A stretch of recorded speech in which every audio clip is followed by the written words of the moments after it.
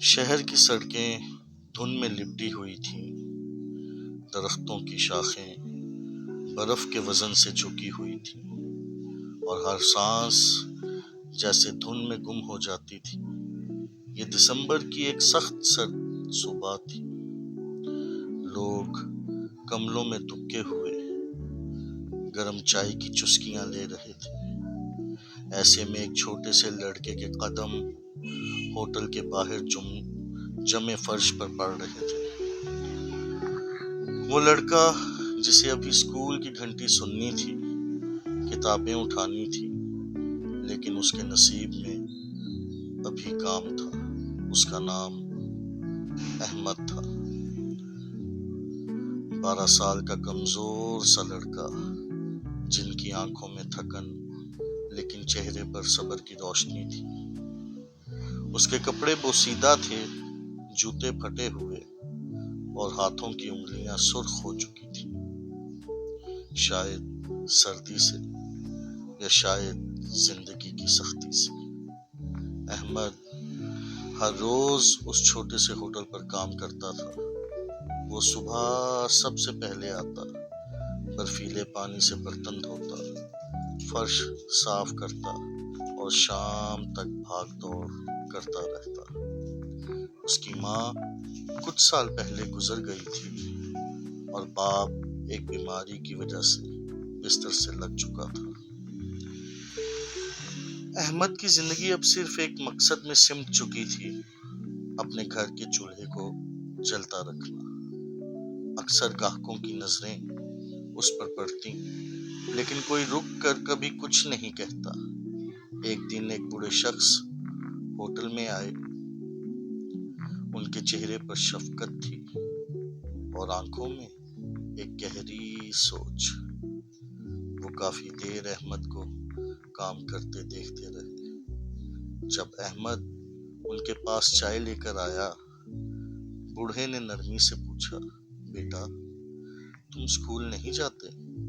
احمد نے ایک لمحہ رک کر جواب دیا، جاتا تھا، امی کے بعد سب بدل گیا، اب بس دعا کرتا ہوں کہ ابو ٹھیک ہو جائیں، پھر دوبارہ پڑھائی شروع کروں گا۔ بوڑھے شخص کی آنکھوں میں نمی آ گئی۔ وہ کچھ نہیں بولے، بس سر ہلایا اور چپ چاپ چائے پینے لگے۔ اگلے دن احمد جب ہوٹل پہنچا تو مالک نے اسے ایک بیگ تھمایا۔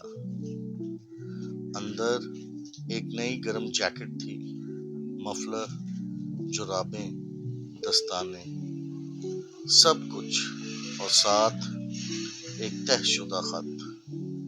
احمد بیٹا، تمہارے چپ چاپ صبر نے میرے دل کو ہلا دیا۔ تمہاری آنکھوں میں خواب اب بھی زندہ ہیں اور یہی سب سے بڑی جیت ہے۔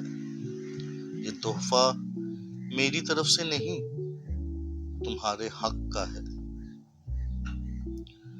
تم جیتو گے، ضرور جیتو گے۔ تمہارا ایک خاموش مددگار۔ احمد نے جیکٹ کو گلے لگایا جیسے وہ کوئی سونا ہو۔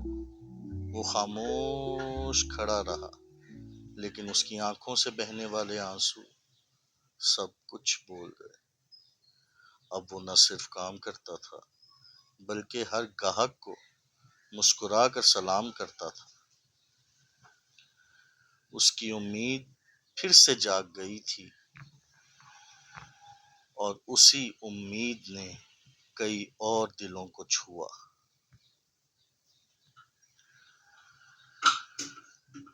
یہ کہانی صرف ایک بچے کی نہیں، بلکہ ان تمام بچوں کی ہے جو خاموشی سے زندگی کی سختیاں جھیلتے ہیں، لیکن ان کی روح میں روشنی باقی رہتی ہے۔ ایک چھوٹا سا عمل، ایک مہربان جملہ، ایک گرم کپڑا کسی کی زندگی بدل سکتا ہے۔ ہم سب احمد جیسے بچوں کے خاموش مددگار بن سکتے ہیں۔ صرف صرف نیت، تھوڑا وقت اور ایک دل چاہیے۔ اللہ حافظ، فی امان اللہ، دعاؤں میں یاد رکھیے گا۔